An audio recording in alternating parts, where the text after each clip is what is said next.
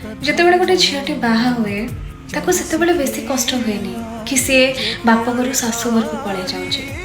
ପ୍ରକୃତରେ ସେତେବେଳେ କଷ୍ଟ ହୁଏ ଯେତେବେଳେ ତା ବାପା କୁହନ୍ତି, ମାଲୋ ମୁହଁରେ କାହାକୁ ଉତ୍ତର ଦବୁନୁ, ସମସ୍ତେ ତ ବାପା ନୁହନ୍ତି ସହିଯିବେ।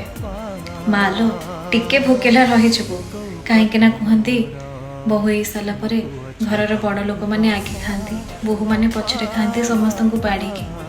କିଛି କାହାକୁ ମୁହଁରେ କହିବୁନୁ ଭୋକିଲାରେ, ମୁଁ ଜାଣିଛି ତୁ ଚିଡ଼ଚିଡ଼ ହେଇଯିବୁ ଭୋକିଲାରେ ରହିଲେ, ସମସ୍ତେ ତ ବାପା ନୁହନ୍ତି କି ସହିଯିବେ। ମାଲୋ ସକାଳେ ଲେଟ୍ରେ ଉଠିବୁନୁ, କାହିଁକି ନା ସମସ୍ତେ ତ ବାପା ନୁହନ୍ତି କି ସହିଯିବେ। ମାଲୋ ଯେମିତି ଘରେ ଡ୍ରେସ୍ ପିନ୍ଧିକି ବୁଲି ହେଉଥିଲୁ, ହସି ବୁଲୁଥିଲୁ, ଶାଶୁଘରେ ସେମିତି ହବୁନୁ, କାହିଁକି ନା କୁହନ୍ତି ଯେଉଁ ବୋଉ ଜୋରସେ ହସିଲା ସେ ଭାରି ଖରାପ, ତାକୁ ସଂସ୍କାର ଜଣା ନାହିଁ। ସେମିତି ହବୁନୁ, କାହିଁକି ନା ସମସ୍ତେ ତ ବାପା ନୁହନ୍ତି ସହିଯିବେ। ସତରେ ସାଥୀ, ଆପଣମାନଙ୍କୁ ଏସବୁ ଶୁଣିଲେ କେତେ କଷ୍ଟ ହୁଏ। ଆଉ ଯେଉଁମାନେ ଭାବୁଛନ୍ତି ଗୋଟେ ଝିଅର ଜୀବନ ସହଜ ବୋଲି, ନାହିଁ ଆଜ୍ଞା, ସହଜ ନୁହଁ।